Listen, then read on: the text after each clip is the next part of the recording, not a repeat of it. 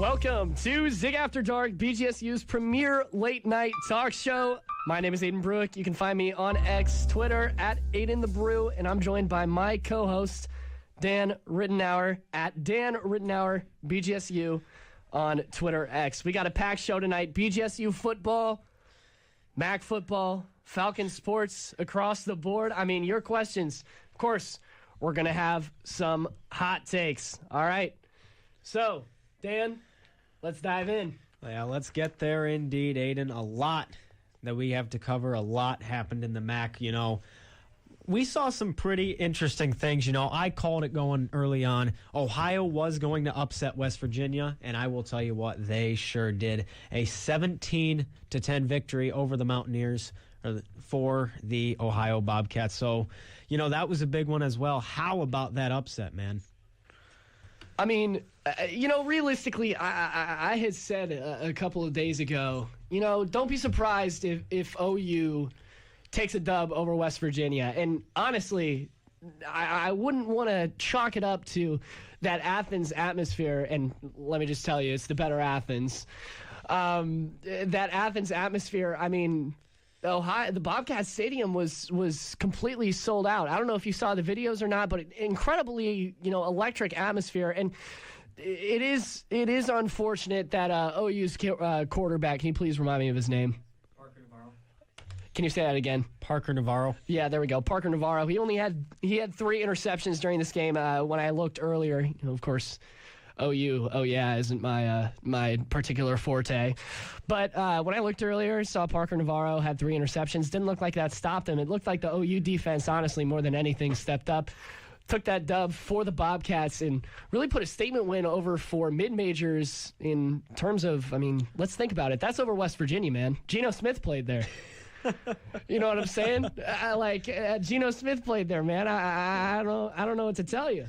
Well, and I mean, you know, it's not like... And Marshawn Lynch. No, Marshawn Lynch played for Cal. Well, I'm just here so I don't get fined. But anyways, so, you know, it's not like the MAC has a bunch of scrubs either. Like, Big Ben was a MAC player. James Harrison was a MAC player. Max Crosby was a MAC player as well. So it's not like the MAC's just this completely nameless conference, you know, and we saw that too. And like you said, Athens has a phenomenal atmosphere. They have a phenomenal fan base down there in eastern southern Ohio, roughly, is where the Athens area is. But still, I mean, it was phenomenal, man. And you know, you said it as well. Like, defense is really what you need. The defense wins game. Defense wins the game. Wins game, my dog. I mean, but yeah, I know you had mentioned Max Crosby. I think it's important we pull up that Eastern Michigan loss to a FCS school. Think about how that paints mid-majors. Yeah, pretty interesting, I got to say. You know, Eastern Michigan losing to Long Island by a score of just 5. It was pretty close, I guess, in some regard. I mean, that's just a field goal and a safety, but really a lot just that you have to consider going into that. And I mean, I don't think it was one of those games that Eastern Michigan really had marked on their calendar with a big marker. But, you know, when you get into the college football season, anything could happen. You know, that's where you see upsets. That's where you see blowouts. That's where you see, you know, Texas Tech beating Kent State 62-14. That's where you see Nebraska beating Akron 68-0. Like, those are phenomenal games that are really close, but games that also can be really lopsided. Yeah, and with the MAC, it's also important to talk about these mascots in the MAC, too. I mean, listen, you look at some generational mascots here in the MAC, all right? Freddie, Frida, I mean, that's fine. But wait until you meet someone like Zippy, and that's going to be an entirely different story for you. Oh, Zippy, that's Akron. That's got to be Akron, no, for the Akron Zips. One that I want to bring up, though, I don't think he is an official mascot, but he is blowing up your Twitter. He is blowing up your Instagram. He is blowing up the TikTok. I will tell you what, he is the cat that rules all other cats. He has been on CNN. The Pudge the Cat, I will say with a hot take right now firmly, is the most popular school mascot in the MAC right now. Not the Sanford tree? I mean, who knows? But it's the way Pudge has brought attention to Bowling Green. You know, Eddie George brought some attention when he was coming here. Everybody knew that this was going to be a big spot for him. But Pudge has just really taken over the market right now. And I think that it's funny that you say that, because I knew that we had planned to bring that up later in the show. I'm glad you brought it up now while we're talking about all these other legendary mascots. But it just kind of sparked my attention. You remember in NCAA 14, the mascot mode. Mm-hmm. Do you think instead of Freddie Falcon or Frida Falcon alternatively for college football 27, if they do decide to implement that mascot mode that I think everybody's asking for, I want to be going around the field, 99 overall, Pudge the cat, life-size model, give me the mascot, I want it. And I think most of America can agree with me that we want Pudge in college football. They just put out a post today. It was a collaborative post between EA Sports College Football, that account, and also the BGSU football account. So just imagine that. I'm not going to say anything about the whole PETA thing, but no, I'll tell you what, Aiden. I'll step in. Why not? Why not? But you know, he has his own card, so there is some level of interest for EA to have him in there. And don't get me wrong, I don't feel like Pudge is here to replace, you know, Freddie and Frida. They will always be the iconic duo of Batman and Robin with mascots. I'll put him above Rocky and Rockette that much. I'm just gonna be honest. Whoa. I mean, it's there's some part of it, but there's also just the way you grow around it, and you got to realize too, like you're from the Akron area. You love LeBron. You love that kind of area. Yeah, I'm just a kid from Akron. Just a kid from Akron, Dan. Well, I'm just a kid from Bowling Green, and you know, you're growing up. You're 4 or 5 years old. You're growing up around, you know, them. You're growing up around hockey here. You're seeing Freddie and Frida all over the place, and it just really is kind of a symbol of that Bowling Green spirit. Yeah, absolutely. Dan, that was all fun and games, but I know we both have some very passionate things to say about our beloved Bowling Green Falcons. We're going to take about a 60-second quick break here. Enjoy the smooth jazz. Enjoy the coziness of Zig After Dark. Dan Ridenour and myself, Aiden Brueck, will see you in 60 seconds. Thank you for listening to Zig After Dark. We'll return shortly.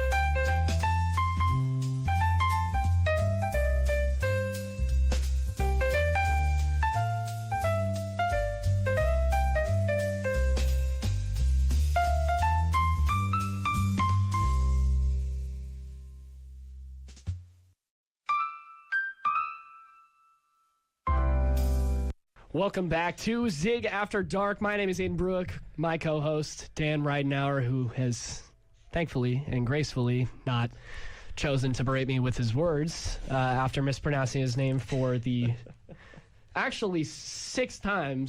Sixth, seventh time. Sixth, seventh. All right, man. Yeah, for sure. I mean, it's our show. We can do what we want. Anyways, with that being said, we're going to kick it over to our Falcon sports breakdowns.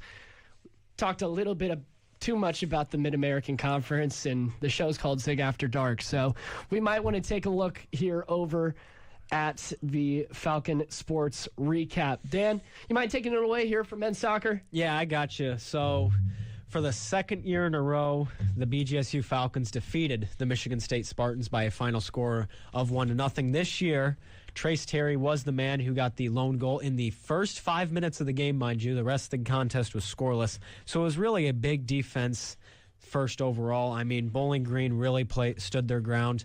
Terry got it, just a beautiful shot into the right. I know you were there on socials.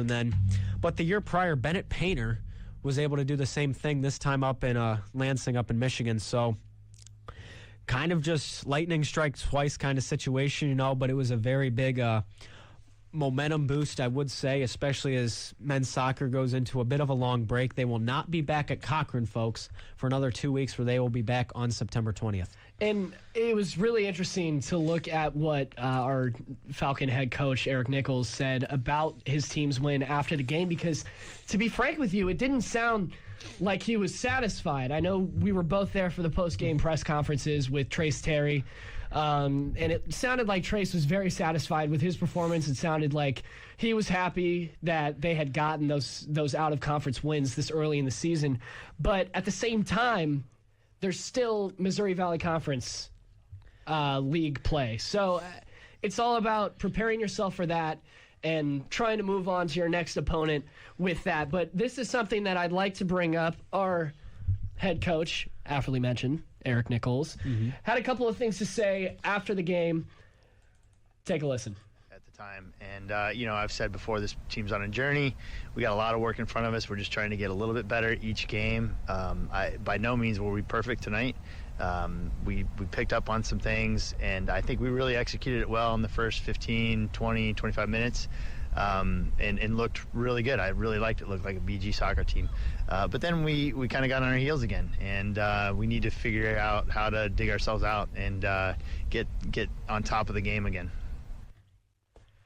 And after he said that, like I said, was interesting to me, just frankly because it sounded like he wasn't satisfied going into Missouri Valley Conference play. But as somebody who isn't as well-versed in what Europeans like to call football, it is what it is to me. I think that's a great statement win, but then again, I'm also not really aware of how big the gap is between Big Ten conference teams and Missouri Valley Conference teams. And fact of the matter is, a lot of there are MAC schools like Akron, Bowling Green, who still have, or who are in the MAC for other sports, that still have men's soccer teams. So when you kind of put those schedules together, there are some that play each other, there are some that don't.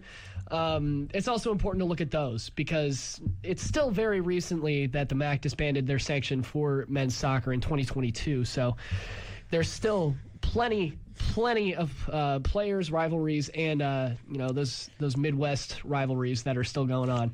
But like you had said, BG men's soccer next game at Kentucky, Sunday, September 14th.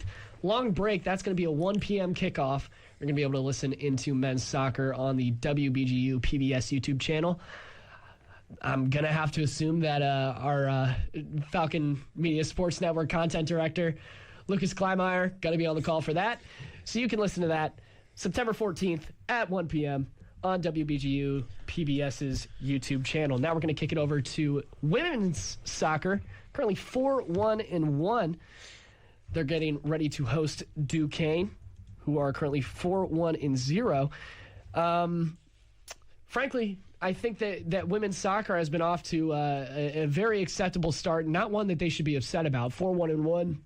It's hard to say that they've basically are 2 games above something that's limited. 1-1, to me, that kind of just reads to me as 2 losses. Well, and I know it's not, but to me, that's how it reads. So that's how I read their record. So to me, they're 4-2, 4-1-1 currently. They had a 2-1 win at Robert Morris.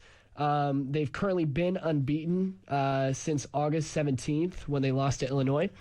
They are the second in the A10, and they were predicted 10th in that preseason poll. So, Dan, just want to hear your thoughts on that women's soccer team. I mean, what do you think that they have still left in them going into conference play here shortly? Well, and Peyton O'Malley's been doing a fantastic job, I'd say. She's a really, really good goalkeeper for him. But, yeah, Duquesne tomorrow, I'm going to be doing some social work with that. But, yeah, Robert Morris, that was a good comeback victory to go on the road to Moon Township, get that.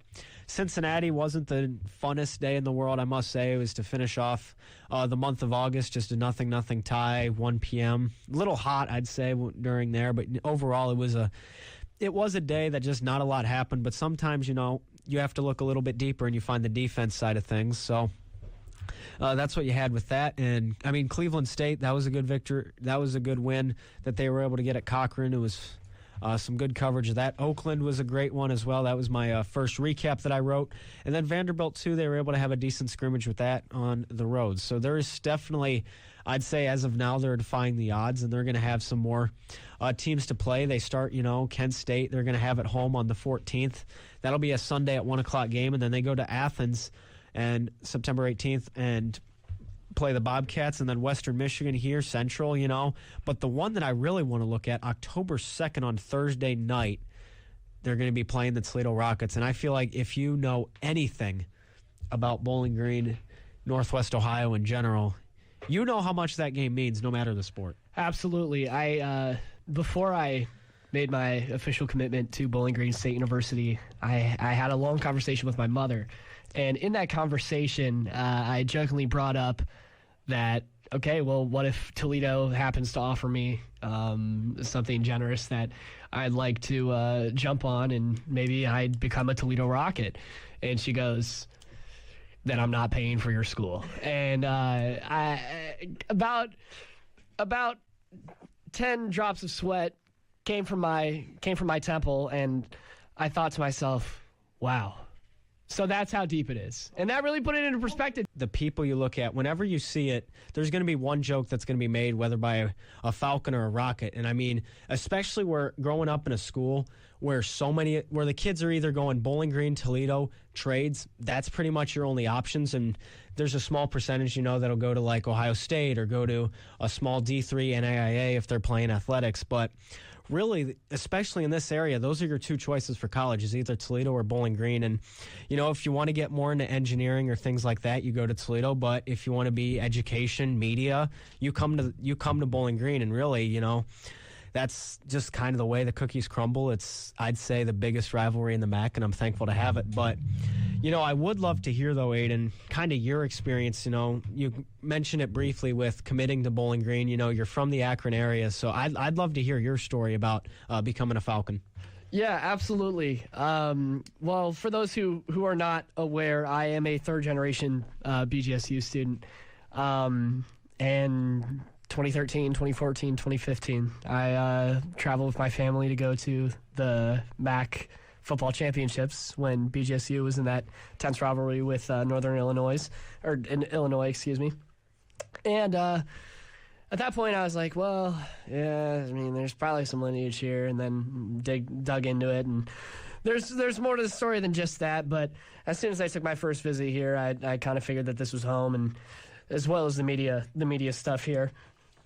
But after something like that, now we have to segue into women's volleyball. I don't know how we're going to do that, so I think we should just go into it. Women's volleyball currently 2-4 at the Stacey Clark Classic in Indiana. Purdue lost 3-2 to number 23 Georgia Tech, and that, in fact, unfortunately for the Falcons, was a reverse sweep. That was the Georgia Tech, Purdue, the Kansas games. They were learning experiences, and they were definitely growing pains. And, that's part of what I'd say makes BGSU volleyball so great, is they're able to overcome. They're able to overcome obstacles. They're able to just go out there and give it their all. And the fact, you can try to just point fingers and be like, oh, small name school loses to big name school cliche, But if you kind of look at it a little deeper, they really did play head-to-head to them. And even if it wasn't the result that we wanted, we were able to have that, and it's just going to make us that much stronger when we get into MAC play, and hopefully we can kind of regain our top-of-the-world status that we had last year. For sure. BGSU, Andrews returned after her Canadian national team stint. She had 7 kills, 6 blocks in that game. Lauren Hovey, 22 kills, 3 aces, 3 blocks, 8 digs. They got the Loyola. Why can I not speak? Loyola Invitational. That's going to be Indiana, Stephen F. Austin, and also Loyola, of course. You can find that coverage on WBGU 88.1 FM. That's going to be Andrew Smith on the call when they take their first game against Indiana at 4 p.m. Men's cross country. Cross country is a sport that not a lot of people show a lot of love to, so we're gonna give you the rundown of what you need to know about men's cross country and men's and women's cross country, so that the next time somebody inevitably, of course, asks you about how the cross country teams are doing at Bowling Green State University, you can tell them, I heard that on Zig After Dark and nowhere else. Men's cross country placed 5th at the Michigan Open. They had 128 points in cross country. It is very similar scoring to golf. I mean, not in the birdie aspect. I'm talking about lower score wins. So 128 points. They found themselves in the middle of the field. In that field, Michigan, Toledo, That Akron, school up north. Yeah, Akron and Siena Heights. For the Falcons, Bentley, 25th. He was our highest finisher, 15 minutes, 44 seconds. Woolard came in 32nd, 16 minutes, 6 seconds. Boyd, 35th, 16 minutes, 27 seconds. Weber, 16 minutes, 43 seconds. Then Albrecht, 38th, 16 minutes, 58.3 seconds.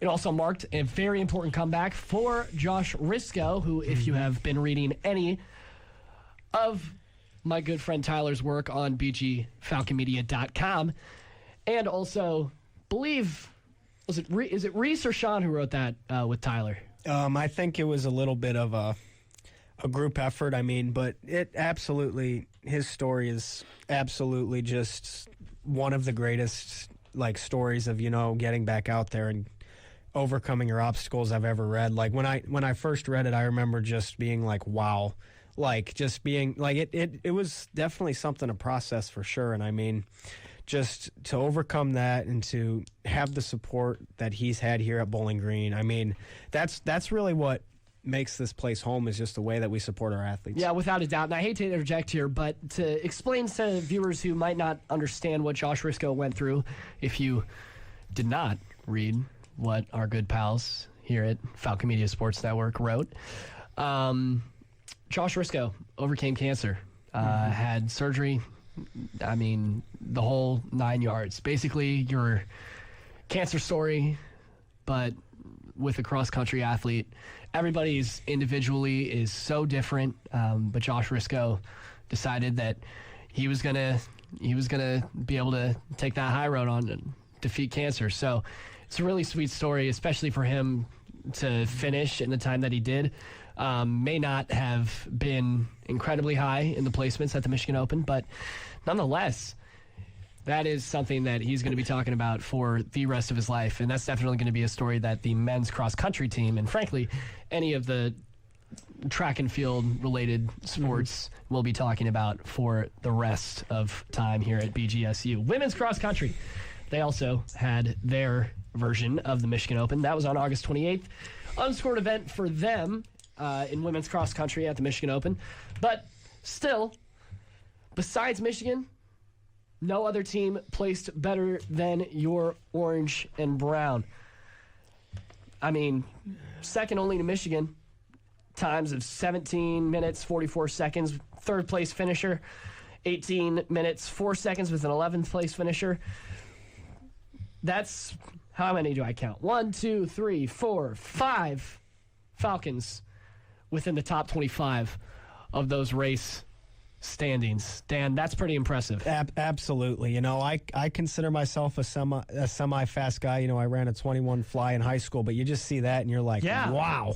Yeah, man. They actually ran that. They did a great job, For sure, man. Absolutely. You definitely ran that fly. Oh, you want to talk? You definitely ran that fly, man. I ran it. Well, we'll show proof of that at some point, definitely. But so anyways, getting back to that, definitely, having, if I do my math correctly, 5 out of 25, that's 1 in every 4 roughly. So that's 25%. That's Steiner math. Yeah, absolutely. Like, that's almost unheard of when it comes to cross country. You know, a lot of people have put a lot of work into cross country, and I'd like to give a shout out to my alma mater's graduate of Eastwood, Holden Ruck, also a mock trial legend, great class. So, well, let's give some round of applause just for Holden. But, you know, he's done a lot of work, and everybody here with FMSN getting that cross country and track coverage. Yeah, and our colleagues at FMSN, you know, even though this isn't a Falcon Media Sports Network show, we do appreciate all of our colleagues while we work for Falcon Media Sports Network so very much. Now, we're going to take about a 90-second break. Listen to, of course, some jazz music. Stay cozy here. It's Zig After Dark. My name's Aiden Brueck, joined by my co-host, Dan Ridenour. We'll see you in 90 seconds.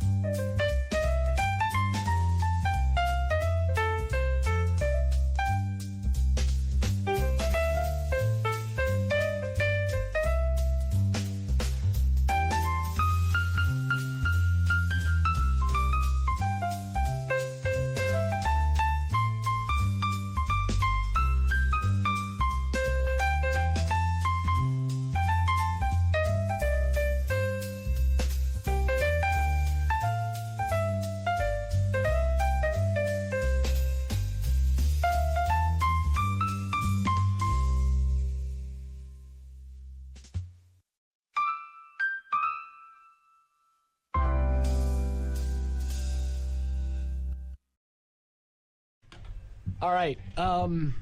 Dan, I do apologize. I did not believe you. But here we are. Welcome back to Zig After Dark. My name is Aiden Brueck. I'm joined by my co-host, Dan Ridenour.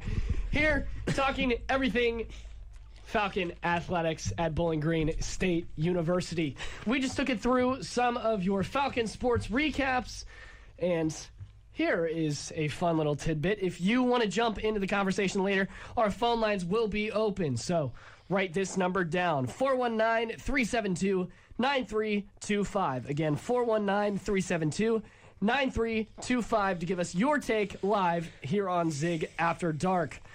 But, as I said, I already did the welcoming back. We have 2 weeks of Falcon football to catch up on. It's the Eddie George and, frankly, Pudge era here at BGSU. Dan, it has been an eventful 2 weeks for the Bowling Green State University football team. Sure. Yes. Let's break it down. Week 1, and then we're going to get there. We're going to go there. We're going to go there. We're going to go there. We're going to go there in week 2. Week 1 against FCS opponent, I do believe, Lafayette. BGSU football kickstarted the Eddie George era with a 26-7 win over Lafayette in their first ever matchup. Of course, elephant in the room about that game is the fact that this is their second year in a row opening the season with a kick return touchdown. Cameron Petaway took it 98 yards to the house. And the Falcons rushed 44 times, 156 yards, graduate student and transfer. Quarterback Drew Pine attempted only 8 pass attempts, only had 109 yards. Much of the game plan, as said by Coach Eddie George, was due to not having much tape on Lafayette. It's their first meeting. They didn't want to unleash the full playbook at this stage of the season. Eddie George, Heisman-winning running back, he's going to run he's going to run the ball. So longest run, 14 yards, 3.5 average per carry. 5 different backs in this game got carries, and that's something that we even saw go into next week, come into this week, I should say, as Lafayette was last week.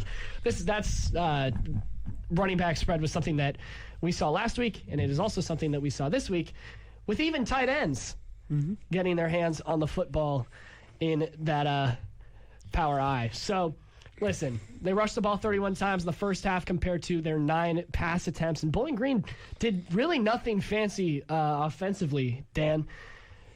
the Leopards weren't really going to pack that much of a punch. I think that's what they thought in their eyes, so they opted for that super run-heavy attack. George clarified in his press conference after the game that the lack of the available tape on the FCS team, which was, by the way, filled with new players, was a major reason why, and that's kind of what I led into when we started. Eddie George, during the press conference, along the lines, basically said, I don't think the point of it was going to be vanilla, because it's Lafayette. They just didn't have enough information on Lafayette to say, okay, this is what we can scheme up based off of that personnel. Once they saw what they were able to do against them, BGSU were able to make some adjustments to be able to do certain things schematically and to take advantage of some opportunities, but that doesn't mean that they would have the same schemes against the Bearcats at Nippert Stadium. Yesterday? Should we just say, I guess it's yesterday. Mm-hmm. It's yesterday. I guess I booked this time slot for a reason. Eddie George had some words to say about Cincinnati in his weekly press conference to the Bowling Green media. We're going to take a listen to that. Here's what he said about our next... Oh, wait. I'm a big fat liar. Apologies. Well, I try to be all smooth and stuff there. Oh, got the audio file. Anyways, here's what head coach Eddie George had to say about Cincinnati before their matchup this last week. Opportunities now with Cincinnati is a little different, or any second week opponent. You kind of have tape on them. You know who they are to some degree. You know the injury report. You know who's going to be in, who's out. You can see it up close and personal on the film. And now you can say, okay, here are our opportunities. Here are our strengths. This is the guy we want to stay away from. This is the guy we want to expose. These are the matchups that we want to try to create. So now we can really build on top of that. What have you seen from Cincinnati that, you've... So you can hear in that press conference his confidence against Cincinnati. Any second week opponent, he said, you kind of have to have the tape on them. And you do have the tape on them, as a matter of fact. You know who their play, or you know what their play style is going to be. You know who their personnel are going to be. But it is what it is. So... how about we talk about that Week 2 game against Cincinnati? The Bearcats. Remind me of the score, please. It was a 34-20 victory for the Cincinnati Bearcats, the most points they have scored on the Falcons in the history. This is the 5th time they have ever played. Cincinnati's record is now 1-4 against BGSU, where Bowling Green is now 4-1 against them, but even with the positives, the negatives of the game, that was a good second half, I would say, by BGSU. They weren't quite there all the way in the first half, but getting 17 points in that second half, I mean, still, that's no easy feat, especially against a team like Cincinnati. And BGSU did have the ball for 37 minutes of the entire game. And so really there are some positives, especially, too, considering they also got 21 first downs. Yeah, without a doubt. That is one of the more interesting statistics for me personally. The fact that they held the ball longer than Cincinnati did. Cincinnati able to pack that punch in such a short amount of time. It looked like Dorian Pringle, he opened up BG's defense with that solo tackle on that first drive on 3rd and 3rd. Really made his presence known early in the game, and I think you know more than anybody, as I do know Dorian Pringle from his Massillon days. I have a little bit to say about his performance coming later. But, BG, blowing man.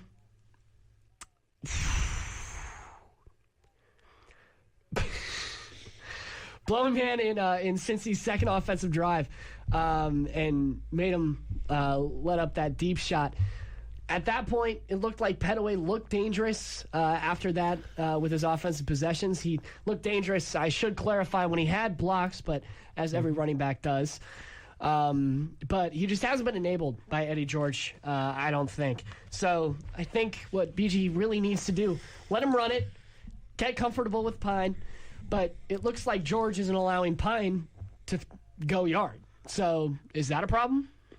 Well, I think part of it is just kind of looking at where Pine is and kind of his state of things. But definitely Cameron Petaway is a unbelievable talent without a doubt. And, definitely even in his freshman year, getting the amount of reps that he's getting, he's definitely got some potential there. So I don't feel like he should just be kind of tossed to the side just because of his age. And, I mean, Pine's also in the same boat just for different reasons. So I feel like Pine, we might see some opportunities coming up ahead, with Liberty and Louisville, where maybe Coach George is like, you know what, you're going to throw the ball long, you're going to try to go to Finn Hogan or do something like that. But still, there's just a lot of things that we don't quite know yet and a lot of things that just could happen that we're not sure exactly how they will happen yet.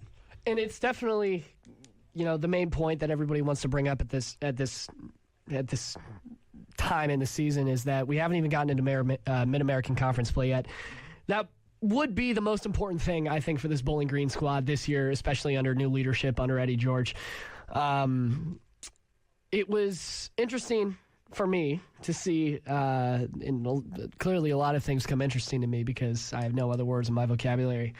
But to me, I was most fascinated as well by the fact that Cincy aired it out to Jeff Caldwell on more than one occasion, and on long passes to Caldwell. I'm Jake Hannon, one of our DBs, led up those first two touchdowns. Caldwell was on the first. He had a very, very sleek grab that pulled him out of man, and then the second play, I did not write down who exactly it was. I kind of wish I did because that's my job. But he also led up that as well. So some secondary issues as well, plaguing the BGSU Falcons. But don't think that's something to be entirely worried about at this point, especially we're 2 weeks into the season. I can't imagine that's that big of an issue, especially when you have however many weeks they still have left to perfect those. So Eddie George, as we were talking about, Cameron Petaway was able to get loose. He had 6 or 7 carries through the first quarter and into the second. Then Mekhi Porter made one good screen catch, and then he got a series of carries.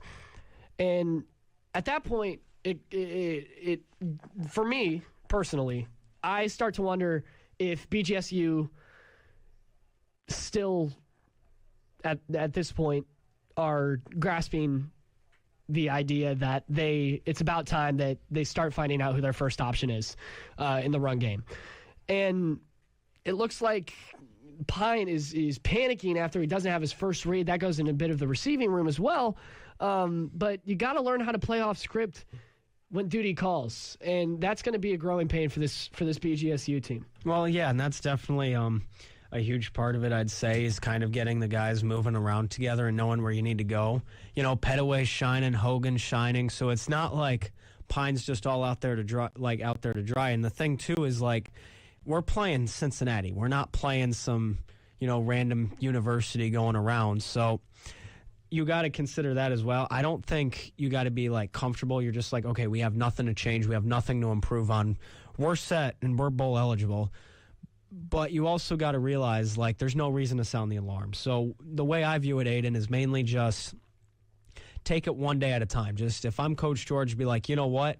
That wasn't the game we wanted. However, if we just improve a little bit day by day, we get better and better. We get to know each other better. We get to run the routes better. We get to run the ball better. We get to pass the ball better. If we improve that just a little bit every day, the sky's the limit for BGSU. Without a doubt. What do you think about that burn timeout call, though? Let's rewind, okay? BG burnt a timeout with 9 minutes to go in Cincy territory after apparently wanting to go for it, and then we take all the play clock up, don't have anything designed, try to bait the offsides on 4th and 2 in their own territory. and then we wasted timeout in the second half. So I don't really get what our thought process was there. I understand that there are going to be growing pains. I understand that there are going to be tough coaching decisions that you have to make on the fly. And I do understand as well that we as fans have an easier perspective on the game when we can see the entire field and we're not just on the sidelines. So I get it's not for everybody. I get that some people are not willing to make those decisions and would rather play it safe. I am very well aware with Mike Karras, who from the University of Mount Union, which is about 30 minutes from Akron, just to keep from Akron, which is where I'm from, by the way. Yeah. Just if you guys didn't know, I'm going to bring that up about every 10 minutes. A very safe, conservative style of football that still is able to be explosive when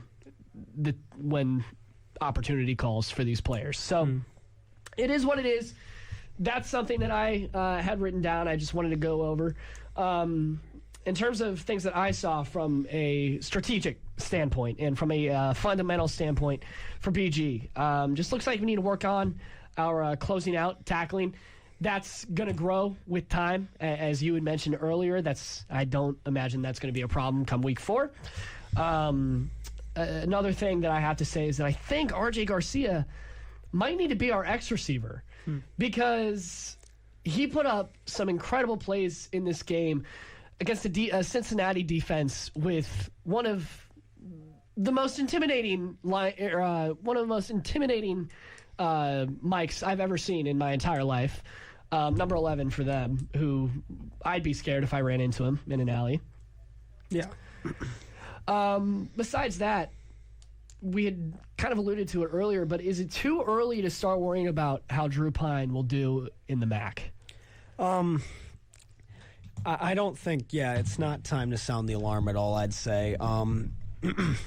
Kind of getting back to what you were saying, yes, we have our own perspective. We see the entire field as fans, but we also don't get the entire context. We don't know what Coach George was thinking or what he saw on the sidelines or, kind of the context behind it, and we can try to point fingers all day, but really, whether or not we agree with it, it's just the way it is. We can't go back in time and change it, so it's kind of what we have to live with right now, but, I'm not sounding the alarm as of now on BGSU football yet.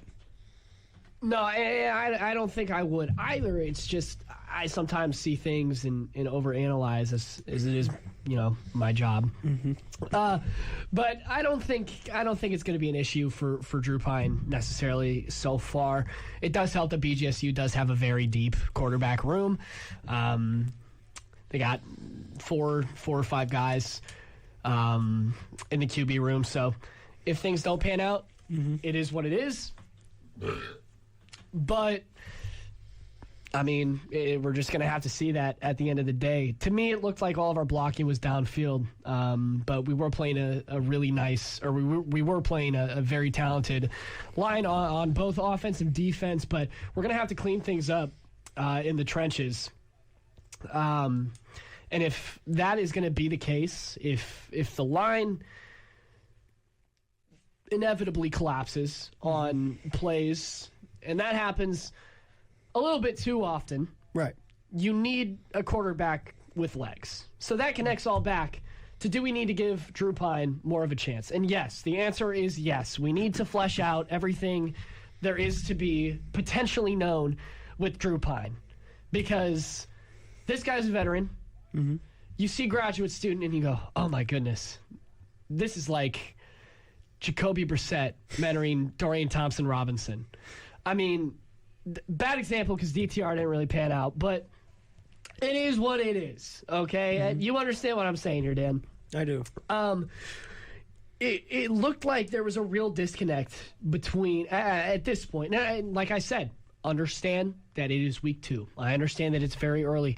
It looked like there was a real disconnect between Pine and in his receiver room, which might be the reason that Eddie George is relying so much on the run right now. Right. And the fact that we're seeing so many screenplays and so many jets and so many inside handoffs and honestly not as many outside handoffs is because maybe Eddie George internally doesn't trust Drew Pine with the football in his hands. Maybe he wants to get it out. That's just a speculation. No, I don't think it's true.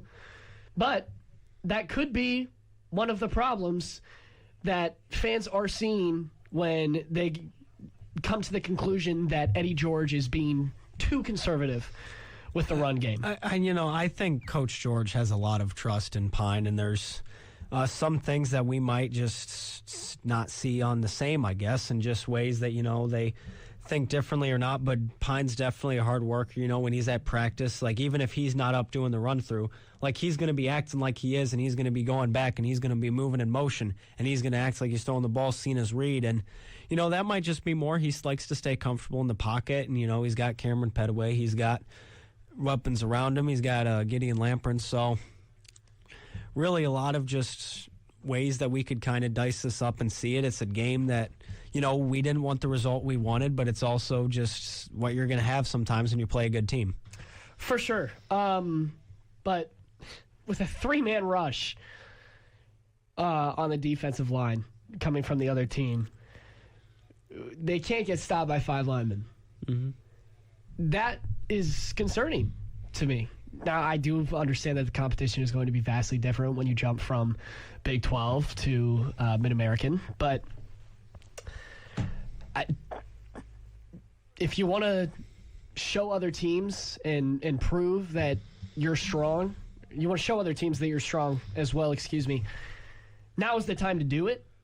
And if they're not doing it now, then how strong are they going to look against MAC teams? Who knows? And I feel like overall there's a lot that goes into it, and the style that Bowling Green wants to have, and Mac's gonna have a lot of tests before we go into MAC play overall. So just gonna have to really wait and see. And MAC play, we got a little while before we get there, I suppose. But I really would like to see also as well. I know there's a lot going on as well with women's golf, and you're the beat for golf. So let us know what's going on with that.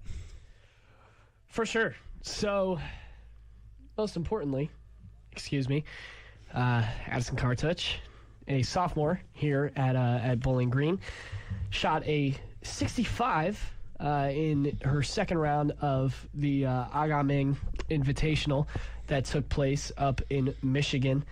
Mm-hmm. Just a spectacular performance from her. And frankly, it's spectacular performance all around. I believe the score was 258. It was between 253, 258 that she had, or that the team had scored on the final day to really secure it. But like I said, she won MAC Golfer of the Week, taking things away. That's the first time that she's won it in her career, which is great. So, shout out to Addison Cartouch. They're going to be traveling to Illinois. Well, they already are in Illinois, as they will tee off at 8:30 a.m. In about, what is it? Time is it now? 2:13. 2:13 in the morning. Yeah, welcome to After Dark. We're going to get back to our dorms. Well, you back to your house. We're going to get back fairly late, but, it is what it is.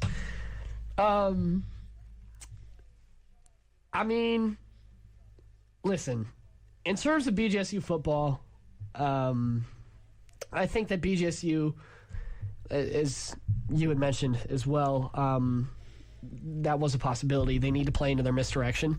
Mm-hmm. It looked like they were honestly pretty effective in their misdirection. That's how they got into the range for their first touchdown. Oh wait. No.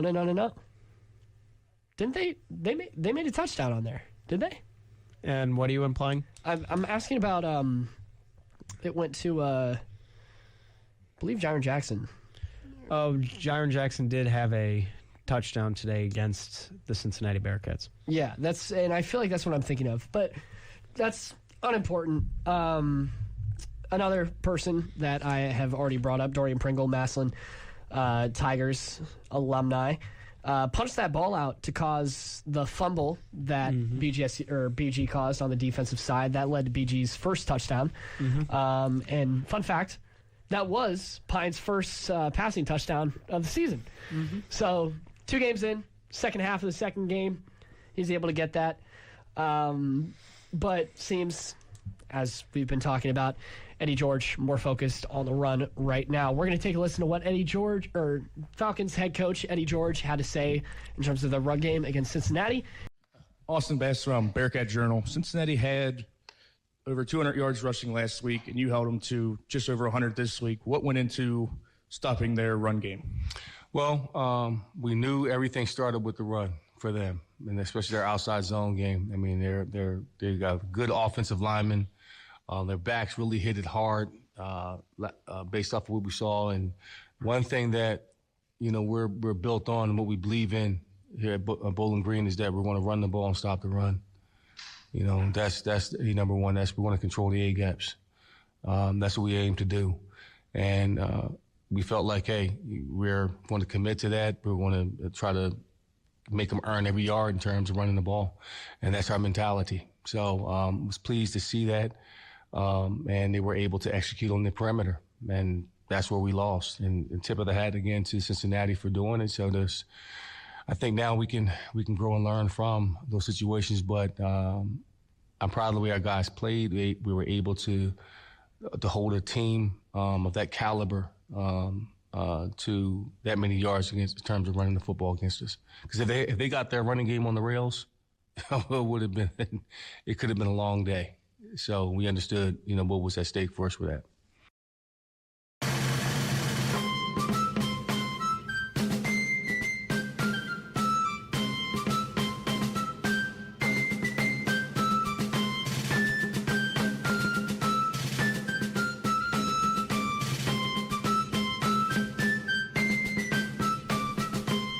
Well, here's my favorite segment. It's time for Dan the Fan with our own Dan Ridenour. We're going to kick it over to Dan with our opinions from fans that we have gotten over the internet. Dan's going to give you his take as well, giving you a little bit of a light shed into what it means to be a student or a fan here for Bowling Green. Dan, take it away. Well, definitely, broadcaster for Bowling Green, obviously want them to do well. So, we have a question here from Abhinav. Was able to meet him at a play-by-play camp earlier this summer. He was able to reach out and send a question in. Also, pretty cool. My nickname for that entire trip was Bowling Green. I wonder why. Anyways, his question is, what are some positives that Bowling Green can take from today and build upon to beat Liberty and then Louisville? So I feel like a lot of positives, I'm going to start off with that, was the time of possession. Bowling Green, for the majority of the game, had the possession. They had the ball in Pine's hands. They had the ball with the offense. So if they were able to have that and they were able to hold on to the ball, if you can string together plays, if you can if you can be consistent with it, a lot of good things are going to happen. So that would be my main answer. Is a positive definitely was the possession. Another positive is I feel like Cameron Petaway. I mean, definitely he's been doing phenomenal lately, especially for a freshman, and great to see him. So that's what I'm going to take away, is that you have the keys and that you have the possession. So those are going to be my two main keys to it. And then also, we're just going to have to see what they can do. Liberty, homecoming game is really exciting for them to have. And then Louisville, we're going to move along and roll along at that and keep it going. And kind of just keep it moving from there. A lot going on in BGSU athletics. I mean, we've talked about the big guys. I mean, club hockey, they're going to get moving. They're going to Ohio State. That will be September 12th. You can find the live stream at BGSU Club Hockey on YouTube. Chip Kreinen and I will have the broadcast on that, and then we will have a home opener Saturday night. Looks like we have a call here, 8 and 4, Dan the Fan. Without a doubt. Mike, as you said your name is, you want to introduce yourself to everybody listening here at home? Well, my name is Mike Popovich, and I have known Aiden for a couple of years as my partner on the Letter Media Network. What's on the headphones? It might be. I hear it in the like the phone. So maybe you got to put it on speaker. You got to. Bruh. No. Trying so hard. Well, ain't that fun. Oh, I hear it too. Okay. I think we're good. I think we're good. I think we can hear you, Mike. Mike, if you want to give us a little bit of your if you want to give us your take here on Bowling Green athletics, football, volleyball, anything, take it away, partner. Well, Aiden, hey, it's nice to talk to you again. I mean, Aiden and I have worked together for a couple of years, and it's great to see you have your show here, and you're off and running here at your first year at Bowling Green. But I just really wanted to kind of just hop in and really, just give my impressions of what football has been like, there for the past couple of months since the hiring of Eddie George. I know, Aiden, I've told you before that I always thought that was a home run hire for Bowling Green, and I think he's really going to do. I think he's really going to do really well. I got to see him when he coached his first college game at the Black College Football Classic in Canton when he was with Tennessee State. And I know, those players from Tennessee State, they really loved him and were probably really disappointed when he decided to leave to go to Bowling Green. But, I just wanted to hop in and say, I think that's a great hire for Bowling Green, and hopefully things go well for him there. Yeah, without a doubt, Mike. Is there anything you wanted to ask Dan or I? Well, Dan, you're a hockey guy, right? That is correct. I was a hockey player for 12 years. Okay. So, obviously I know, Bowling Green hockey from, back in the day, back in the 1980s when they won their national championship. What are your thoughts about what's going to happen this season with them? All right. I heard the first part of it, the national championship team in '84, and then I apologize. I was unable to hear the. Oh, no, that's okay. I was just your thoughts about what this year's team is going to be like, and how strong they can be. The hockey team right now is one of the strongest that I have seen in a long time. Been following the team since 2014, 2015. So definitely a lot of momentum going. Coach Willie, he got his foot in the door last year. If you remember, Coach Bergeron was phenomenal to have here. Taking over that program in 2009, the growth we saw, making the NCAA tournament, dominating the WCHA, competing with teams like Bemidji, moving along Minnesota State, who we're seeing now in the CCHA. So we had teams like that, and we had the good competition as well. So we had a little bit of a drop in the Ridenour area. COVID kind of made things a little more difficult, I feel like, that moment. But, coming out of it, Coach Willie really brought that Bowling Green spirit that I love to see again. The attendance is back up. He kind of rebranded that old energy. And then one of my hot takes that I have is Bowling Green will make the NCAA tournament, if not this year, next year.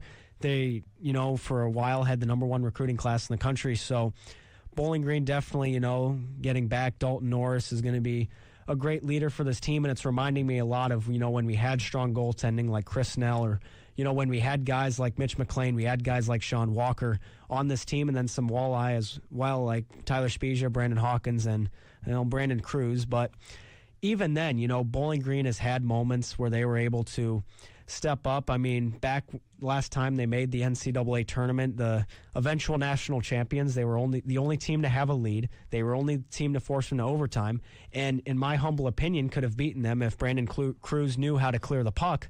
So that's kind of how I view it. But okay. I'm sorry, Aiden's just losing it over here, but okay. Aiden is losing Something tells me I've heard that laugh before. Yeah. Anyway, but tangent aside, what I really like about this team is the culture.